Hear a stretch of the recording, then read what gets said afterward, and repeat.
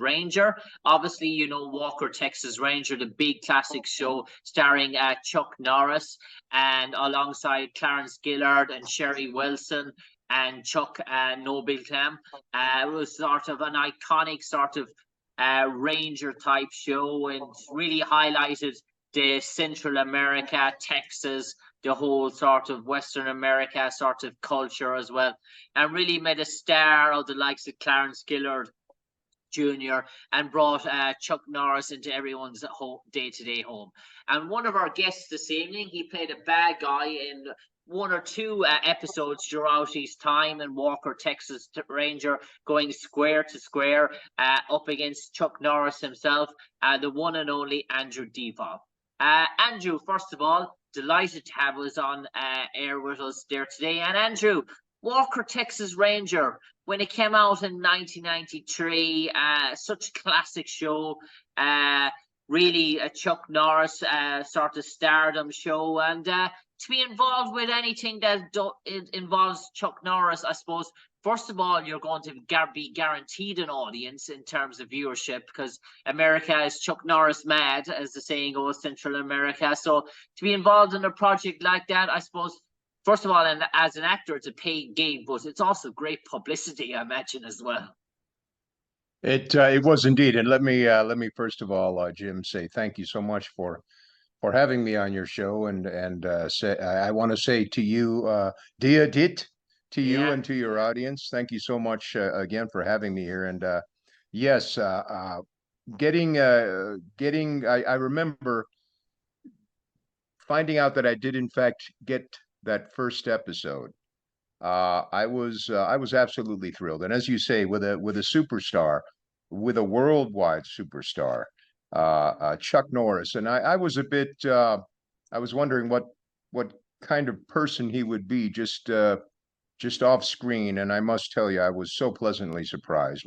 My first encounter with Mr. Norris was arriving, and I believe I was doing the fitting and about to go over to props to see for watches, things that that sort of ornament the player, the actor, if you will.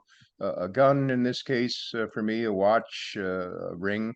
The first episode was Deep Cover, and I was so surprised to turn around and all of a sudden there was Mr. Norris, and very low key, very humble, and he had the beautiful thing, he had come over, which is a wonderful thing that's getting a bit lost, is just that communication before the work to gauge the person, the person's sort of has he seen the show, is he a fan of the show, and more than anything, just to start from the ground up. And so he introduced himself, was so kind, and as I said, very, very humble. And then he said to me, well, Andrew, I think you're a good guy. You want to ride up to the set with me? And I wasn't due to be on for a little bit, but how was I going to turn that down? I said, absolutely, I'd love to ride up to the set with you. And so that started a beautiful acquaintance. I must say, I wish I could say that we were more friends than acquaintances, but just to be able to say I'm an acquaintance, I'm quite proud of that. I suppose Chuck obviously starred the show. He was the headline sort of act, and I suppose we see with some actors when they're involved in these projects, they pour their life and sort of soul into it. They're 13, 14 hours a day. But this was a Chuck Norris production. It was Chuck Norris. All the family was involved originally. The brothers were involved at the sort of start as well. So do you think in terms of Chuck of those early seasons, was he working himself ragged, doing that extra mile, getting that extra incentive to do, because it was so personal to him and personal to his family, to go that extra boundaries to make it a success where other actors mightn't have if they hadn't that sort of personal involvement or personal family link to the show, as such as what Walker, Texas Ranger was? Indeed, I think so. And if he was ragged, and there's no way that he couldn't have been, he never showed it and never let that seep through his personality on on set.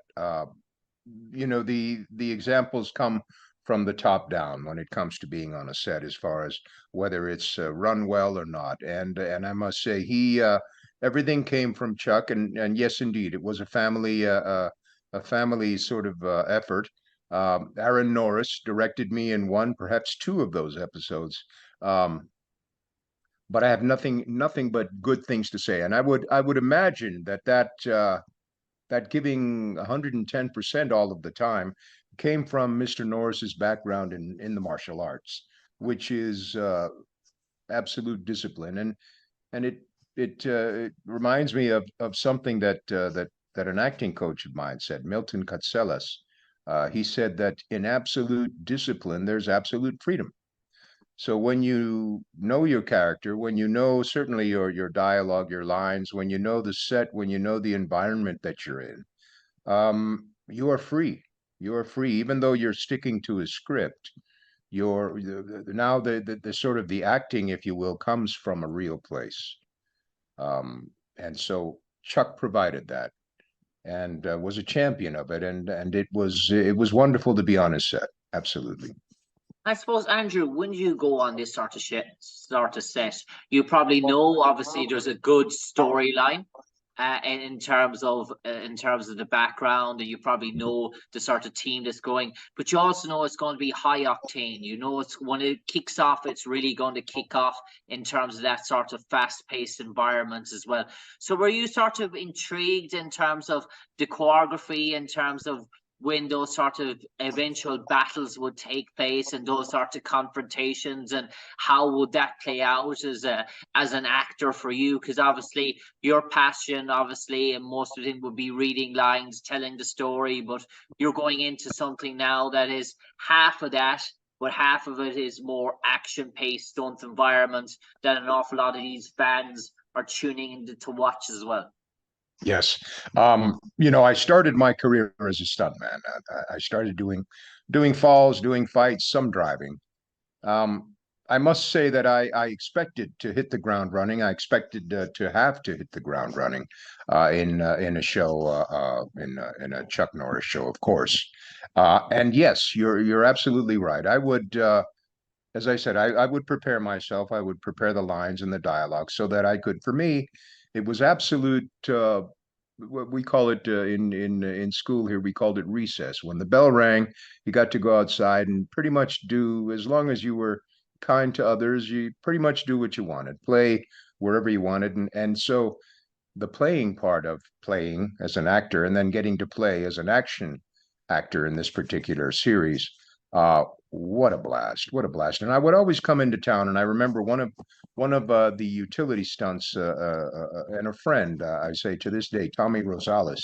Uh, I would always approach him and say, "So, Tommy, what? We got some fights, we got some good stuff going, and of course, with Chuck Norris, you know that you do. Of course, there's all of the dangerous the gunplay, and it's dangerous, as we know. We've seen the recent sort of headlines. Yeah. So you have to make sure that your armorer and your prop men that they're on the ball. And of course, when it comes to a Chuck show, these are the best of the best. And so, as I say, I would approach Tommy and I'd get the lowdown right off the plane of what was going to happen. Was it going to be, how involved was it going to be? Was I going to get to do some stuff and fall and fight? And so yes, so it's so wonderful for an actor to be able, and of course, because of my look, my countenance, I tend to do a lot of the bad guys. But then to be able to, within that, fulfill, create a full life of a character in his physicality as well as his diction, if you will. Just such a treat and such a feather in my cap. I consider myself a very lucky. And I suppose with every sort of show like that, it has almost to pull it off. It needs to have that sort of Batman Robin effect in terms of its sort of popularity. Because if you center too much on one character for a while, it can become sort of stagnant, and that's where the sort of supporting players, the supporting cast, have a real prominent role. And you almost felt that you got the perfect tandem, that Batman Robin duo, going with Clarence Gilyard Jr. obviously Chuck Norris as well. And do you think that maybe the chemistry that they were able to pull off set made it such a show that if Clarence wasn't there, that Walker mightn't have been, dare I say, as successful as it was now? It was always going to be successful because it had Chuck Norris in it. But you think Clarence maybe pushed it that bit over the edge in terms of its popularity? I think that's a very apt comparison there. Absolutely, the Batman Robin, and Clarence, I must say, good human being, was a bit of a cut up, and so he kept it light, kept the humor going, even in the especially when the director said cut, and so that chemistry is definitely there, and I still think that was a bit of a surprise to the audience. Of course, knowing anybody tuning in would know of Chuck Norris, of his martial arts, of his background, of his resume. And so I think it was a bit of serendipity. I think it came about happily that this chemistry sort of evolved and right there on screen. And so that is a beautiful thing. And it was, in fact, with Sherry Wilson and the rest of the cast. It was an ensemble cast. The good guys were an ensemble, and that was beautiful to see. And it also speaks to Mr. Norris's humility and to his confidence in allowing his ensemble to shine, to feature. A lot of times when he didn't, he would be willing to step back, and that was beautiful to see. And as a side as an aside to that, I would say, how lucky was I to have, and again, it all came down from Mr. Norris. Had it not been for him, I would not have come back. Not many actors get to say on a show that runs 10, 12 years that they participated in different roles at least 3 times. And I was so fortunate to have been able to do that. And I know that was because of Mr. Norris's input. And so I consider myself absolutely lucky. But going back to the base question here of chemistry, very, very important, especially in a show with a lot of action. You have to have the relief. You have to have that comic relief, and that sort of okay, the worst part is over relief. And I think that ensemble provided that. And Andrew, you mentioned they're coming back playing this guest sort of roles, as sort of a guest actor. Nowadays, for actors to come back only really in the sci-fi world can that sort of happen, because with modern technology, with people episodes, facial recognition is second to none. So unless you're willing to don an alien sort of suit and go under sort of prosthetics to make yourself looking like some creature from the third world, dare I say, the chances of you coming back are sort of slim to none. So when you were sort of coming back to Walker, Texas Ranger, to say to a different season, playing a different character, did you almost feel that you had to change it up yourself, to change simple things about your own gimmick or your own sort of look to make each character feel different? Even though you probably, the audience weren't self-conscious, were you yourself sort of self-conscious?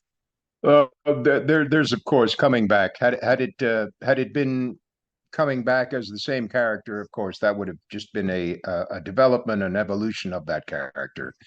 So yes, there was a bit, not trepidation, but there was a bit of thought given to, well, I'm coming back, and but the beautiful thing was, and in all of the episodes that I did, where I featured as a guest bad guy, Albert Ruddy and Paul Haggis were writers on it. Wonderful writers.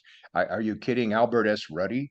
I mean, the man. You may have seen The Offer about The Godfather.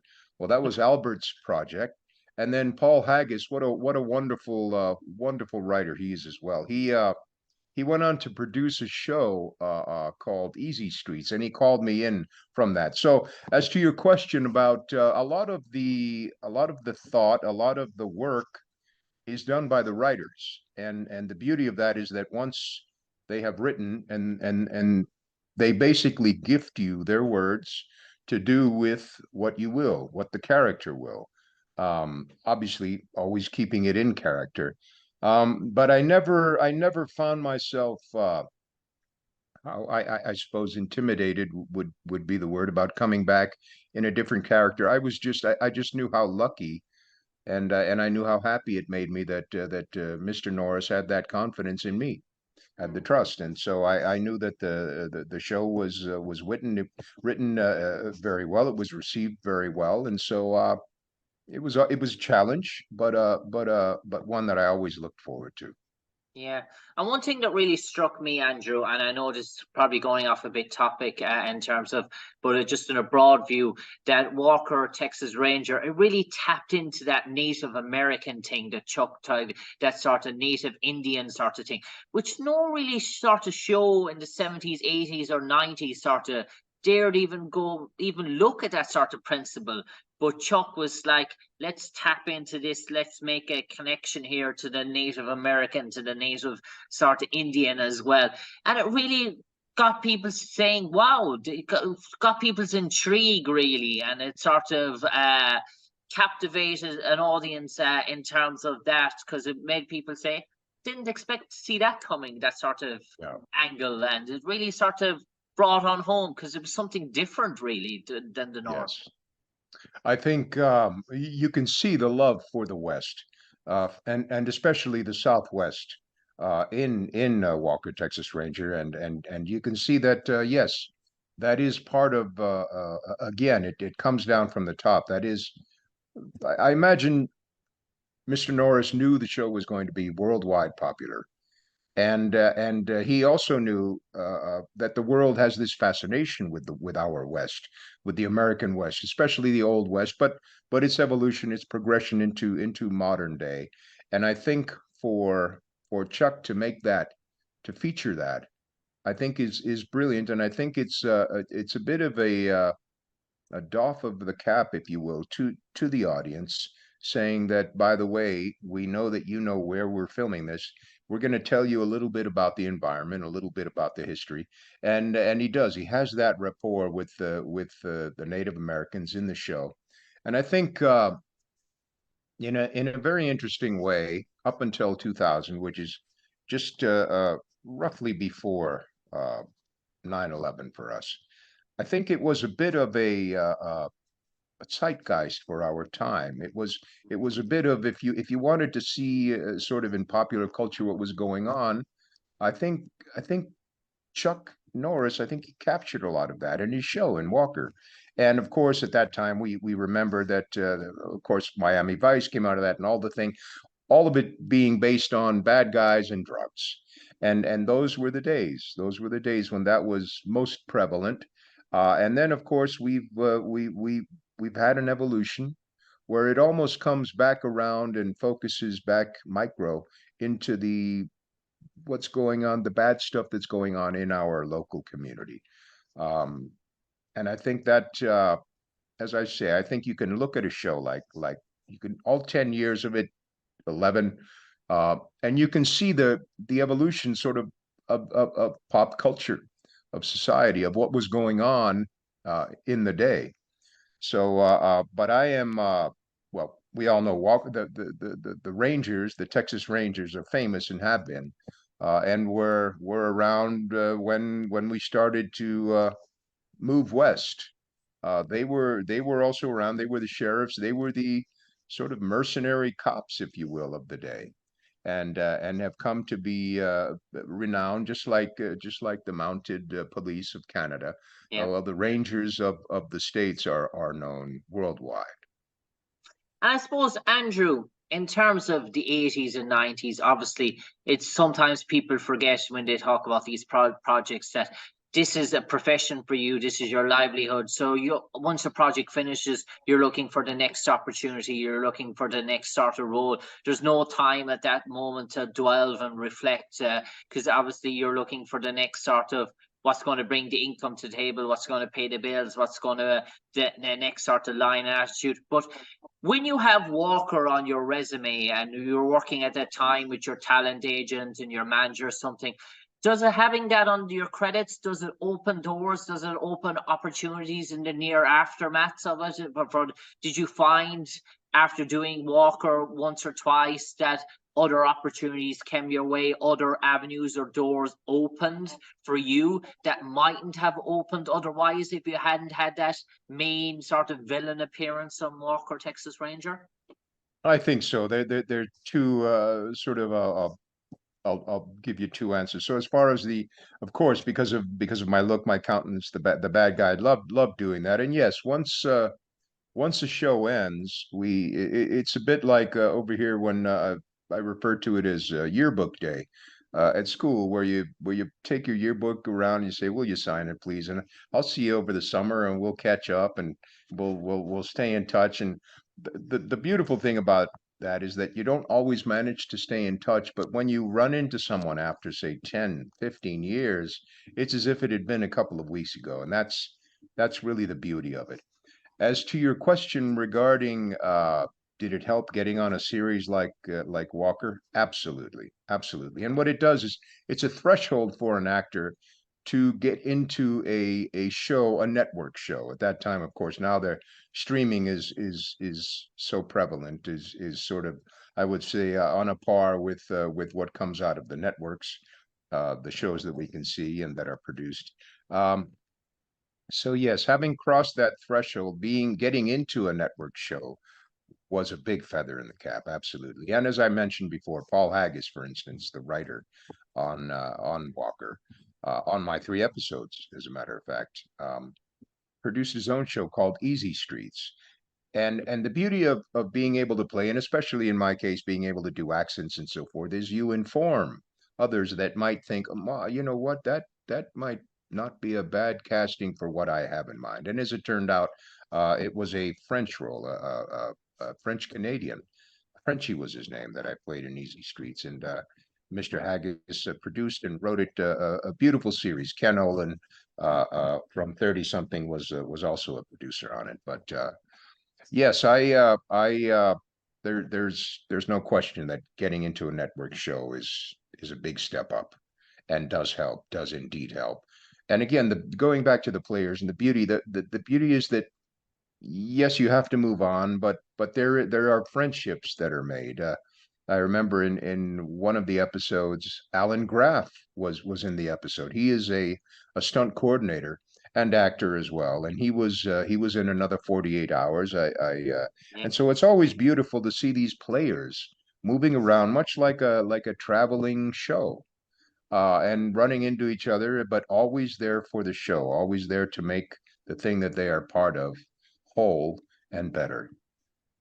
I suppose, Andrew, when we came on air, before we came on air, we had a general sort of chit chat, and you enlightened us about your links to County Cavan here in Ireland, and you might enlighten our audience and listeners about more about what part of Cavan are we talking about? Are we talking about Cavan Town? Or are we talking a bit more Ballybay? Or what part of Cavan is the connection for Andrew Divoff?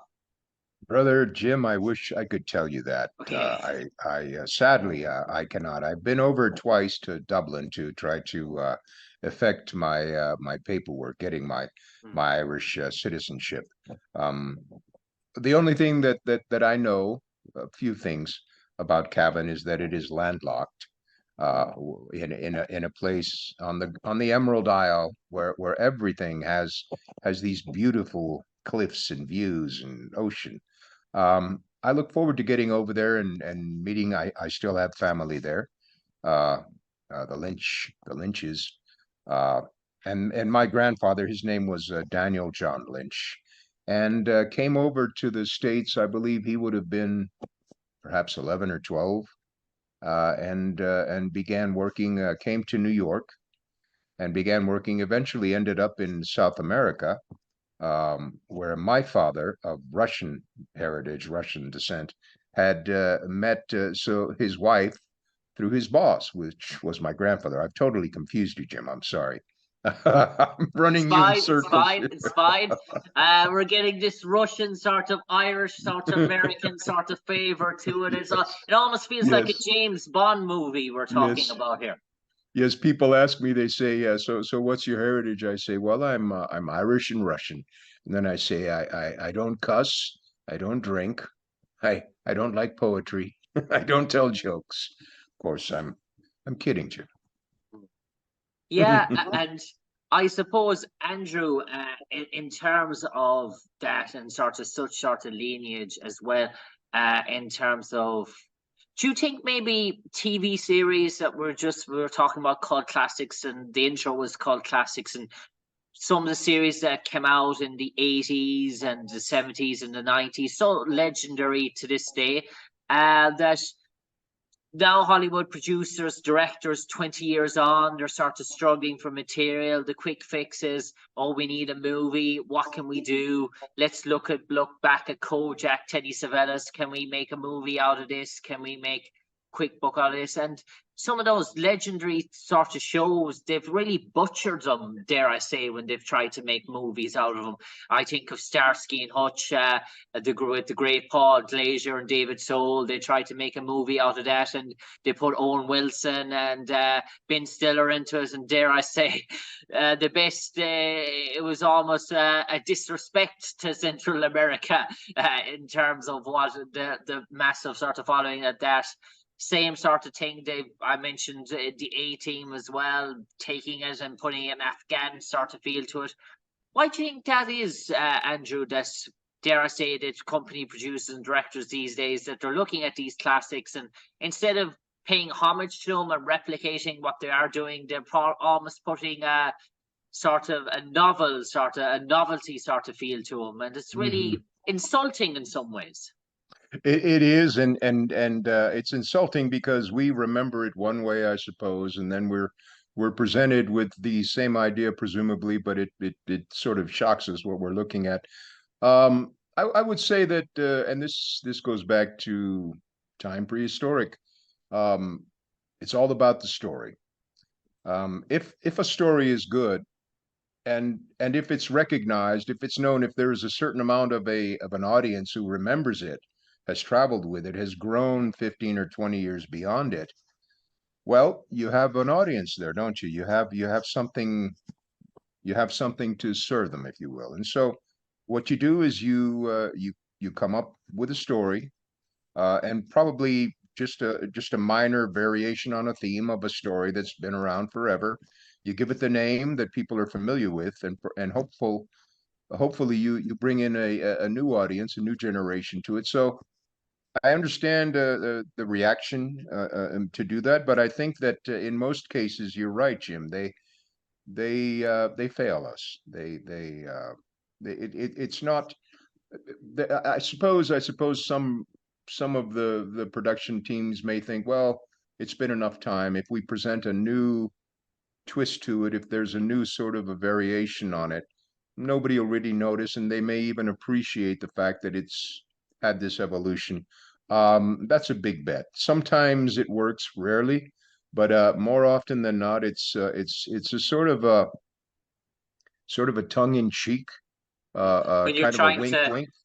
when you're trying to sort of replicate a serious actor like Liam Neeson, and you're trying to portray him as George Papard, really, the Right. sort of whoever's doing the hiring in terms of acting, you would say George Papard and Liam Neeson are two different types of actors. You wouldn't even classify them in the True same that. sort of sentence. True that, and that's where the evolution comes in. And mind you, I did enjoy watching Liam Neeson as Hannibal. He brought a gravity to it, I think, and we've all had the discussion with friends and among friends about who the best James Bond is and why. And I can tell you that I have enjoyed every single one of them. Now, of course, I have to underline Sean Connery for me. That is James Bond. Roger Moore runs him very close. Roger Moore He runs him he does. extremely close. He does. He does. And uh, but the show, the story, the writers, uh, the leadership of Mr. Broccoli and his family. I just you tell me something James Bond is coming out, and I'll be there. Um, I uh, I love that series, and it's a series that is beloved in my family. So there's a lot of history that goes back, and yes, the casting, everything really does have to evolve. The story more or less stays the same, but it needs to work within the parameters of the nowadays environment, which makes it tricky. Yeah. And I suppose, Andrew, the penultimate question for you, the second sort of last question. What's happening in the world of Andrew Divoff at the moment? I suppose everything is on a bit of a standstill, as we know the world at the moment. It's been a crazy few years for you guys in your sort of profession. 2020 sort of decimated the industry. You come back, you think it's Yeah. going to finding the feet, it gets decimated again. I suppose you're just looking for a bit of breathing space, I suppose, going forward for everyone that works in this industry. A bit of time where you can say, right, there's a bit of certainty going forward at long last. Right, right. And we have these intermittent sort of stops, which stop everything. And it is it it can be depressing. It can be hard. And as I say, I'm lucky. I do have a few residuals coming in from past shows so that I can keep my bills paid. But it is a tough time now. The strike is against AMPAS, which are the big studios and the big work. A lot of the smaller independent stuff has gotten the interim agreement, which allows them to stay up and running. But these are the smaller, much smaller shows who have agreed in principle to whatever gains are achieved by the union. I was lucky enough to do. I just finished my third film under those rules, under the rules of the intermittent agreement. Um, so you know, it is a tough time for me. I need to keep busy. Um, I don't know how much you knew about whether or not my beer. I had a brewery for a while. I say had because the building is just sold, and I'm having to move the trademark, and I will. I will probably continue to contract brew, and then at the same time, I have co-written a labor of love with a friend, Russell Gannon, who incidentally he and I wrote and presented the third Wishmaster to the studio. We didn't have much luck with that, but now so my the first horror movie that I ever saw, and I knew I had to see it when Mildred Lynch told me, "Don't watch that movie," and this was The Wolfman. I said, "Oh, okay, Mom."